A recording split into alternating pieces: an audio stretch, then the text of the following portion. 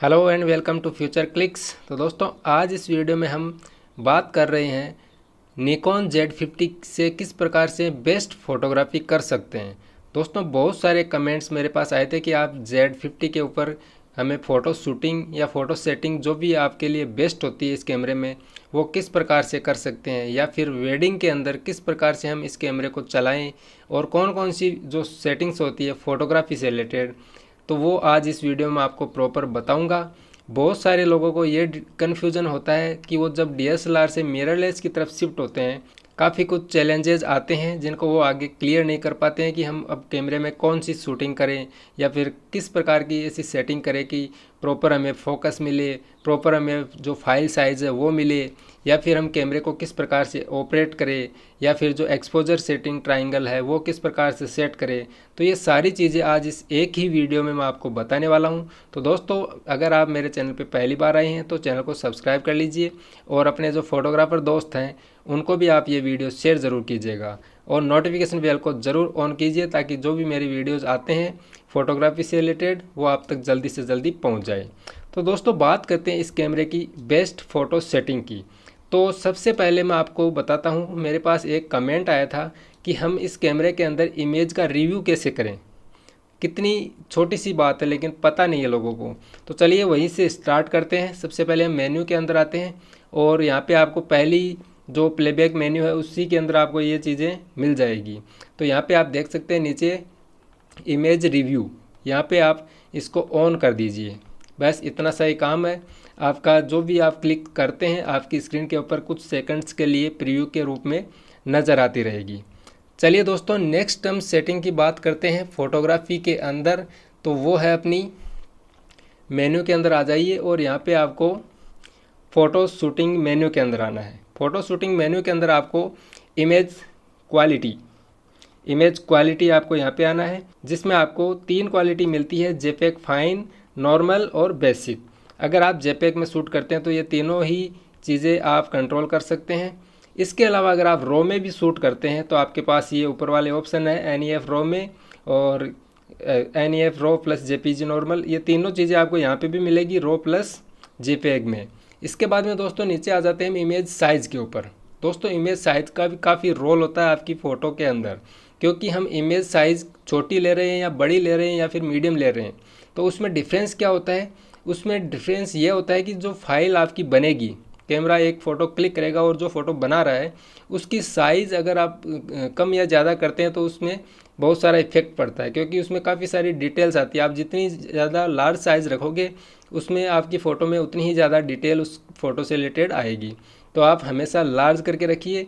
Large में आपको 20 MB की एक फ़ोटो कैमरा कैप्चर करके देगा। मीडियम के अंदर आपके पास 11 यानी जस्ट आधी कर देगा साइज़ को। तो ये इसका भी बहुत बड़ा रोल होता है, आप हमेशा लार्ज करके रखिए। इसके बाद में दोस्तों आ जाते हैं हम वाइट बैलेंस के ऊपर। यानी वाइट बैलेंस किसी भी कैमरे में जब हम फोटोग्राफी करते हैं तो बहुत ही महत्वपूर्ण रोल निभाता है वाइट बैलेंस। दोस्तों इस कैमरे में भी आपको बहुत सारे वाइट बैलेंस के ऑप्शन मिलेंगे। बहुत सारे लोग क्या करते हैं ऑटो में चलाते हैं। तो ऑटो में दोस्तों प्रॉब्लम क्या होती है, आपकी जो स्किन टोन होती है वो बेकार हो जाती है। तो आप कैमरे में कभी भी ऑटो पे वाइट बैलेंस को सेट करके फ़ोटोग्राफी ना करें। हाँ, मैं एक सिचुएशन में आपको ऑटो के लिए कह सकता हूँ, जैसे आप वेडिंग के अंदर या फिर नाइट प्रोग्राम के अंदर, नाइट डांस होते हैं उनके अंदर आप ऑटो वाइट बैलेंस को सेट कर सकते हैं। वहाँ पे क्या प्रॉब्लम होती है ऑटो सेट करने की, क्योंकि जैसे कहीं पे भी जैसे डीजे की लाइट्स हैं तो उनमें क्या है कलर चेंज होते रहते हैं, वो भी सेकंड दर सेकंड। तो वहाँ पे हमें वाइट बैलेंस को सेट करने के लिए कोई टाइम नहीं मिलता है। तो ऐसी सिचुएशन में हम ऑटो ही प्रेफर करते हैं। इसके अलावा दोस्तों अगर हम बात करें वेडिंग प्रोग्राम में किसी इवेंट के अंदर, तो आपके पास 2 ऑप्शन मैं आपको देता हूँ और बहुत सारे यानी 99% फोटोग्राफर्स इस सेटिंग को यूज में लेते हैं, जिनमें एक है कलर टेम्परेचर और दूसरा है आपका प्रीसेट मैनुअल। तो कलर टेम्परेचर की अगर हम बात करें तो आपको यहाँ पे कलर टेम्परेचर जिसको हम केल्विन भी बोलते हैं उस पर आप कैमरे को सेट करिए। बहुत ही शानदार रिजल्ट आपको फ़ोटोग्राफी के अंदर मिलेगा। इसके साथ जैसे कलर टेम्परेचर की जो वैल्यू होती है उसको तो सेट कर ही सकते हैं, फिर भी हमें लगता है कि अभी भी कुछ बाकी है, पूरा प्रॉपर हमें कलर नहीं मिल रहा है, तो आपके पास साइड में ब्रिकेटिंग का भी ऑप्शन मिल जाता है। यहाँ से भी आप कलर को सेट कर सकते हैं, जो भी आपको कलर चाहिए। ठीक है, नेक्स्ट हम बात करते हैं प्रीसेट मैनुअल की। तो प्रीसेट मैनुअल की बात करें तो इस कलर बैलेंस को हम किसी वाइट या फिर ग्रे पेपर से बैलेंस करते हैं। यानी आपको एक पिक्चर इस कैमरे से वाइट या फिर ग्रे जो आपके पास पेपर है उसकी लेनी है और वहाँ यहाँ पे उसको सेट करना है। तो कैमरा जो वाइट कलर है आपका वो सेट कर देगा। इसके हिसाब से कैमरा फोटोग्राफी आगे करेगा और आपका जो वाइट बैलेंस है उसको यूज में लेगा।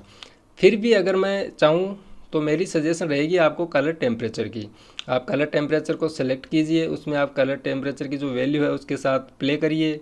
बहुत सारे वेरिएंट आपको इसमें मिलेंगे, वेरिएशंस बहुत सारे मिलेंगे, जिससे आपकी फ़ोटोग्राफी में काफ़ी सारा इम्प्रूवमेंट होने वाला है। और दोस्तों जो प्रोफेशनल फ़ोटोग्राफर्स होते हैं वो केल्विन को ही ज़्यादा महत्व देते हैं। नेक्स्ट जो अपनी सेटिंग आती है वो आती है सेट पिक्चर कंट्रोल। तो दोस्तों यहाँ पे भी बहुत सारे ऐसे फोटोग्राफर हैं जो ऑटो को या फिर ऑटो सेटिंग पे चलाते हैं, यानी पिक्चर कंट्रोल को ऑटो ही कर देते हैं। दोस्तों यहाँ पे आपको ऑटो नहीं करना है, आपको बहुत सारे यहाँ पे प्रोफाइल्स मिलते हैं जिनमें standard, natural, vivid, portrait, landscape, इसके अलावा इस कैमरे के अंदर आपको क्रिएटिव पिक्चर कंट्रोल भी मिलते हैं 20, यानी 20 क्रिएटिव पिक्चर बहुत होते हैं दोस्तों, अगर हम प्रोफेशनली काम करना चाहे तो। फिर भी जैसे मान लो क्रिएटिव के अलावा हम बात करें, एक वेडिंग के अंदर नॉर्मल फ़ोटोग्राफी होती है, उसके अंदर अगर हम जाना चाहें तो आपके पास स्टैंडर्ड, ये एक बहुत ही अच्छा प्रोफाइल आपको मिलता है इस कैमरे के अंदर। और ऐसा नहीं है कि आप यहाँ पे केवल स्टैंडर्ड को सेलेक्ट करके ही छोड़ दें, इसके अंदर भी बहुत सारी सेटिंग आपको मिलती है, जिसमें sharpness, sharpening, mid range sharpening, clarity, contrast, brightness, saturation, ये जितनी भी आपको यहाँ पे सेटिंग्स मिलती है इनको आप एडिट करिए, यानी इनकी जो वैल्यूज़ है उनको आप कम ज़्यादा करिए। आपको बहुत सारा या फिर बहुत अच्छी इमेज क्वालिटी मिलेगी आपकी फ़ोटोग्राफी के अंदर। यहाँ पे आप देख सकते हैं वैल्यूज़ को चेंज करने के लिए, और अपनी फ़ोटो को बहुत ही अच्छी तरह से शार्पनिंग, कॉन्ट्रास्ट और अच्छी सिचुएशन के साथ में क्रिएट कर सकते हैं। इसके अलावा अगर आप चाहें तो ये सारी चीज़ें बाद में भी कर सकते हैं। तो इसके लिए आपको जो जितनी भी यहाँ पे आपको इन्फॉर्मेशन दिख रही है सेटिंग्स की, उनको आपको पहले 0 कर देनी है। उसके बाद में आप पोस्ट ग्रेडिंग में बाद में एडिटिंग करके भी वापस आप वाइट बैलेंस को सेट कर सकते हैं। नेक्स्ट हम सेटिंग की बात करें तो वो है एक्टिव डी-लाइट। दोस्तों एक्टिव डी-लाइट का भी बहुत अच्छा रोल होता है एक फ़ोटोग्राफी में, या फिर कैमरे की जो सेटिंग होती है महत्वपूर्ण या इम्पोर्टेंट उसमें। तो यहाँ पे आपको नॉर्मल, हमेशा नॉर्मल सेलेक्ट करना है, क्योंकि शेडोज़ या फिर जो हाइलाइट्स होती है उनमें कहीं ना कहीं एक्टिव डी-लाइट का रोल होता है, तो आप इसको हमेशा नॉर्मल करके रखिए। नेक्स्ट जो सेटिंग है उसकी हम बात करते हैं तो वो आती है अपनी फोकस मोड।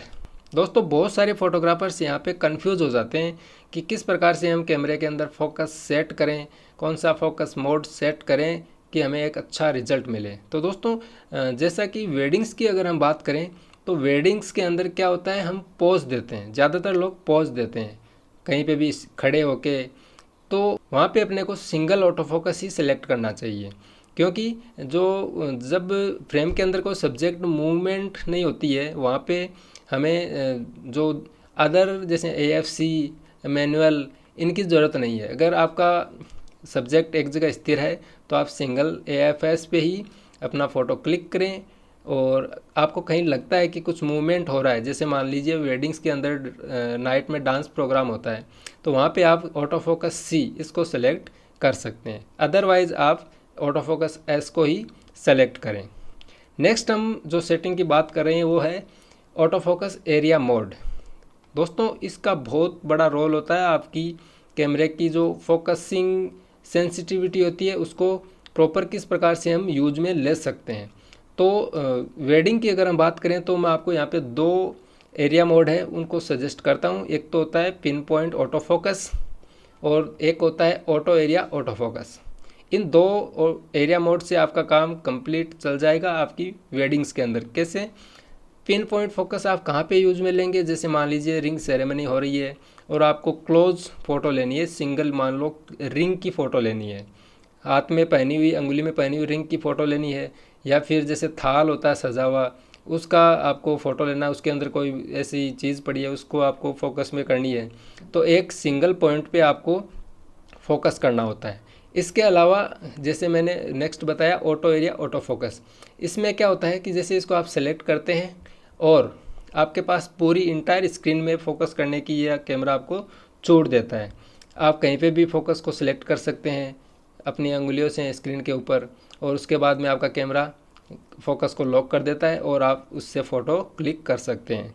तो इस प्रकार से आप एरिया मोड्स को अपनी फ़ोटोग्राफी के अंदर यूज में ले सकते हैं। नेक्स्ट सेटिंग की अगर हम बात करें दोस्तों, तो आप आ जाइए कस्टम सेटिंग मेनू के अंदर, और यहाँ पे आपको आना है ऑटो फोकस में। ऑटो फोकस में दोस्तों एक सेटिंग है लो लाइट ऑटो फोकस, तो ये आपको ऑन करना है। अब ये जो सेटिंग मैंने आपको बताई ये केवल फोटोग्राफी में काम आएगी, वीडियोग्राफी में नहीं आएगी। इसका मतलब क्या होता है, जब हम कहीं ऐसी सिचुएशन में फ़ोटोग्राफी करते हैं जहाँ पे लाइट बहुत ही कम है और आपका कैमरा प्रॉपर फोकस नहीं कर रहा है, तो इस सिचुएशन में हमें ये जो सेटिंग है वो काफ़ी मदद करती है, तो इसको आप ऑन कर दीजिए। इसके अलावा दूसरी एक और सेटिंग आपको ऑटो फोकस में ही मिलेगी, कस्टम मेन्यू में ही। तो आप नीचे आइए, बहुत अच्छी आपको सेटिंग्स मैं बता रहा हूँ दोस्तों, आपको बहुत मदद करेगी। ये है apply setting to live view. इसका मतलब दोस्तों ये है कि अगर आप इस सेटिंग को ऑफ कर देते हैं, तो अब मान लीजिए आपकी स्क्रीन के ऊपर जो एक्चुअल लाइट है आपके कैमरे के सामने, वो ये कैमरा कैप्चर करेगा। हमें प्रॉपर फोकस करने के लिए आसानी हो जाती है। तो जैसे मान लीजिए अब मैं यहाँ से कोई भी अपर्चर, शटर स्पीड कुछ भी चेंजेस कर रहा हूँ, तो यहाँ पे आपको स्क्रीन के ऊपर लाइट कम या ज़्यादा नहीं होती हुई दिखाई देगी। अगर आप उस सेटिंग को ऑफ कर देते हैं तो क्या होगा, मैं एक बार आपको दिखा देता हूँ। आप ऑटो फोकस के अंदर आइए, यहाँ पे आपको अप्लाई सेटिंग लाइव व्यू को हम ऑन कर देते हैं। तो अब यहाँ पे देखिए ये लाइट आपको अभी यहाँ मिल रही है।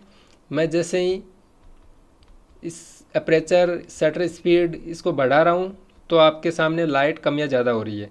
अब आप मानो जैसे रात के अंदर हम फोटोग्राफी करते हैं तो रात में तो बहुत सारी जगह अंधेरा होता है, तो अंधेरे में अगर आपको स्क्रीन के ऊपर कुछ दिखाई नहीं देगा तो आप किस सब्जेक्ट को फोकस में करेंगे, या आप जो फ्रेम लेना चाहते हैं वो फ्रेम आपको दिख ही नहीं रही है कि कैमरा कितनी फ्रेम कैप्चर करेगा। तो इस तरह से आपको ये सेटिंग करनी ज़रूरी है। अब दोस्तों हम बात करें नेक्स्ट जो सेटिंग है अपनी, वो है आप मेन्यू के अंदर आ जाइए, सेटअप के अंदर आइए, और यहाँ पे क्या होता है, जैसे अपना कैमरा मान लो ब्लूटूथ इनेबल्ड है, वाईफाई इनेबल्ड है, तो अगर हम जैसे मान लो ऐप से कैमरा कनेक्ट करते हैं तो वो वाईफाई चालू रह जाता है, आपका ब्लूटूथ ऑन रहता है। ऐसे में आपका जो बैटरी बैकअप है वो काफ़ी कम हो जाता है। तो ऐसी सिचुएशन को दूर करने के लिए या फिर बैटरी बैकअप को अच्छा हमें अचीव करने के लिए एक सेटिंग है, उसको आप ऑफ करें। आप नीचे आइए, आपको मिलेगा एरोप्लेन मोड, इसको आप इनेबल कर दीजिए। जब आपको कैमरा कनेक्ट करना है किसी ऐप से, मोबाइल से, तब आप इसको डिसेबल कर दीजिए, अदरवाइज़ इसको आप इनेबल कर दीजिए।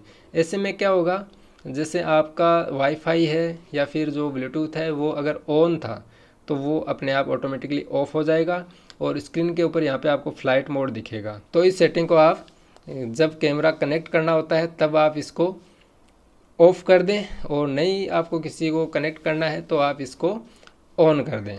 अब दोस्तों एक सेटिंग मैं आपको और बता रहा हूँ, जो कि आपका जो टाइम है फ़ोटोग्राफी में, जो आप टाइम दे रहे हो कैमरे की सेटिंग्स में, उसमें बहुत मदद करने वाला है। दोस्तों क्या होता है, जैसे अपने कैमरे के ऊपर जो शटर रिलीज़ बटन होता है, उसमें क्या होता है कि इसमें दो फंक्शंस काम करते हैं। यानी अगर आप शटर बटन को हाफ रिलीज़ करेंगे तो आपका कैमरा फोकस करेगा, और उसके बाद में फुल प्रेस करेंगे तब आपका फ़ोटो कैप्चर होगा। तो मान लो कहीं हम जल्दी जल्दी में फ़ोटोग्राफी कर रहे हैं और वहाँ पे अगर हम एक बार शटर हाफ दबाते हैं तो अपना टाइम वेस्ट हो रहा है। इसके अलावा फिर हम बाद में पूरा शटर बटन दबाते हैं तो इतना टाइम हमें कहीं पे मिलता नहीं है, कई बार सिचुएशन ऐसी आ जाती है।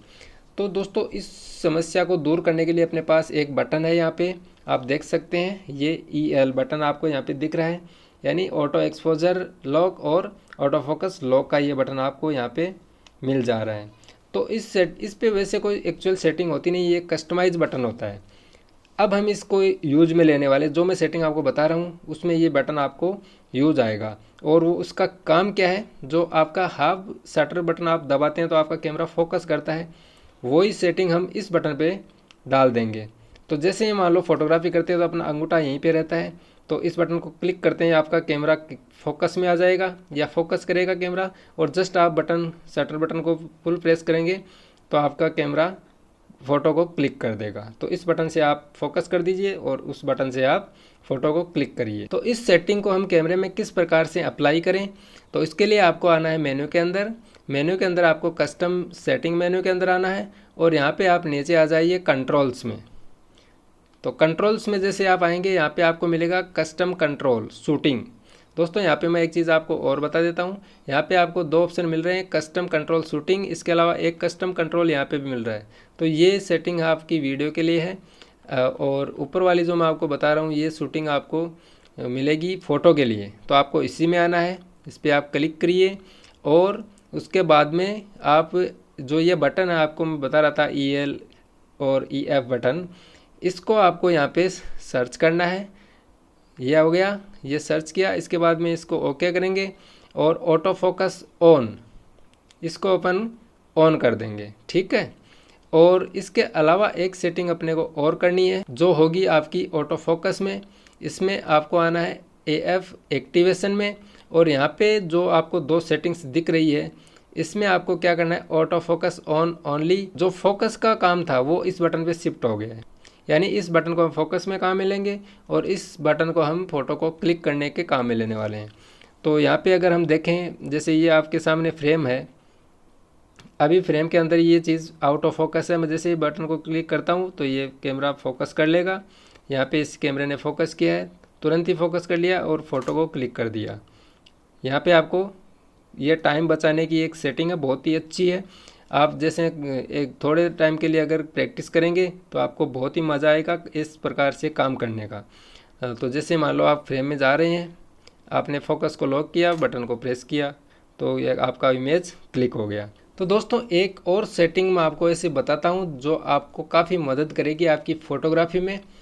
यहाँ पे दोस्तों डायल बटन पे आप एक यूज़र 1 और यूज़र 2, ये दो जो डायल बटन पे आप चीज़ें देख रहे हैं, इन पे अपन एक ऐसी सेटिंग करेंगे जो आपकी काफ़ी मदद करेगी। अब वो सेटिंग कौन सी है, मैं एग्जांपल देता हूँ। मान लो वेडिंग के अंदर आप फोटोग्राफी कर रहे हैं और आपको क्या करना है, जैसे आप वेडिंग के अंदर कैंडिड भी लेते हैं, इसके अलावा मान लो आप पोर्ट्रेट भी लेते हैं और आपको ग्रुप फ़ोटोज़ भी लेनी होती है। तो मान लो आज स्टेज के ऊपर आप काम कर रहे हैं और आपको वहाँ पे पोर्ट्रेट ले रहे हैं और वहीं पे आपको बोल दिया जाता है कि मान लो एक ग्रुप आ गया 5 आदमियों का और वो बोल रहे हैं कि एक फ़ोटो क्लिक करना है। तो मान लो आप जो पोर्ट्रेट ले रहे थे वो सारी सेटिंग्स आपको कैमरे के अंदर जो भी कर रखी थी वो आपको चेंज करनी होगी ग्रुप फ़ोटोज़ के लिए। तो मान लो जैसे आप पोर्ट्रेट के लिए जो सेटिंग्स आपने कर रखी थी अपर्चर वगैरह की या एक्सपोजर ट्रायंगल की, तो आपका जो शटर स्पीड है वो आपने स्टैंडर्ड 125 रखा और अपर्चर आपने मान लो मिनिमम जितना वाइड हो सकता है उतने आपने ले रखा था। इसके अलावा ISO की अगर हम बात करें तो वो आप अपने हिसाब से सेट कर रहे हैं। मान लो आपने ISO की जो सेटिंग है उसको आपको 500 पे कर लिया या फिर 400 पे कर लिया, जो भी कर लिया। इस सेटिंग पे आप फ़ोटोज़ ले रहे थे पोर्ट्रेट की, ठीक है। और अब आपको ग्रुप फ़ोटो लेनी है तो आपको क्या करना होता है, शटर तो आप स्टैंडर्ड यही रख सकते हैं, लेकिन आपको जो अपर्चर की सेटिंग है वो चेंज करनी होती है। मान लो आपको 7-8 यहाँ तक पहुँचना पड़ता है ग्रुप फ़ोटोज़ में, क्योंकि सारे जो मेंबर है वो आपको फोकस में आने हैं। इसके अलावा जो ISO वो भी आपको डिफरेंट सेट करना होगा वहाँ की लाइट कंडीशन के हिसाब से। तो मैं क्या करता हूँ, जैसे मान लीजिए मैंने पोर्ट्रेट की जो फ़ोटोग्राफी की सेटिंग थी उसको सेव करा लेता हूँ यूज़र 1 बटन पे। मान लो ये जो मेरी सेटिंग थी इस पे मैंने ये सेटिंग पोर्ट्रेट के अंदर यूज़ कर ली। इसके अलावा कैमरे की जो भी सेटिंग्स होती है उनको भी आप एक बार चेक करके सेट कर लीजिए, क्योंकि जैसे पिक्चर कंट्रोल है आप यही रखते हैं। इसके अलावा जो इमेज क्वालिटी है उसको अपन को यही रखना है पोर्ट्रेट के लिए। इसके अलावा जैसे एरिया मोड है वो अपन वाइड रखते हैं, या फिर जो कलर टेम्परेचर है वो हम केल्विन में रखेंगे। इसके अलावा अगर हम बात करें तो JPEG जो फाइल साइज़ है वो हमें लार्ज रखनी है पोर्ट्रेट के लिए। और नेक्स्ट जैसे मान लो ऑटो फोकस हम सिंगल ही रखते हैं। तो ये सारी सेटिंग आपने एक बार कैमरे में सेट कर ली। अब इस सेटिंग को अपने को सेव करवानी है। तो ये सारी चीज़ें आपको क्लियर हो गई। अब आपको चलना है इस सेटिंग को सेव करने के लिए, यानी यूज़र 1 पे इस सेटिंग को सेव करेंगे। तो आप सेटिंग के अंदर आ जाइए सेटिंग मेन्यू में, और आपको आना है सेव यूज़र सेटिंग। इस पर आपको आके सेव टू 1, यूज़र 1 और यूज़र 2 इसमें से हम यूज़र 1 पे इस सेटिंग को पोर्ट्रेट वाली को सेट करेंगे। सेव सेटिंग, ये हो गई सेटिंग सेव।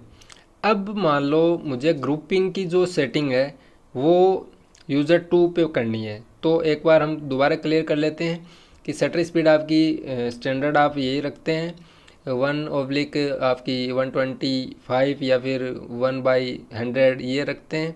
इसके अलावा जो आपकी अपर्चर है वो आपको बढ़ाना है यहाँ पे।